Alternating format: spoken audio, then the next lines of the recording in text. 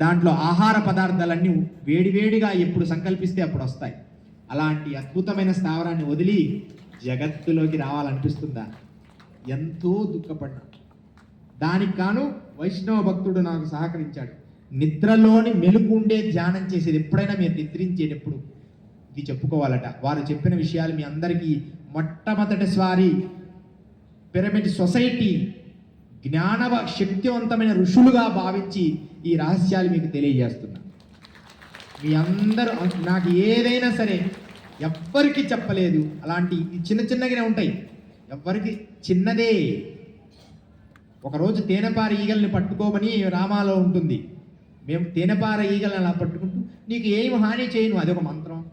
గురువులు ఏమి చెప్పినా మంత్రమే, అది అనుభవంలోనిది. కాబట్టి ఇక నిద్రలో మేలుకుండే జ్ఞానాన్ని వారు బోధించారు.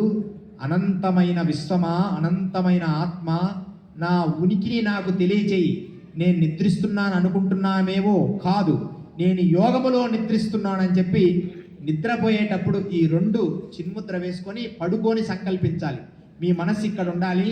అనంతమైన చక్షువు, అనంతమైన ఆత్మ, నా ఉనికి, నేను ఎక్కడి నుంచి వచ్చానో ఆ ఉనికి రహస్యాన్ని, నా ఆత్మ మూలాలను నాకు తెలియచెయ్యి అని చెప్పి సంకల్పాలు చేస్తూ చేస్తే కొంచెం ఆరోగ్యకరంగా నేను చైతన్యాన్ని ఖచ్చితంగా చూడాలనుకునే వాళ్ళు ఇది చేయండి.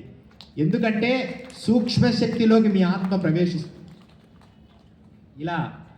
అలా చేయడం జరిగింది.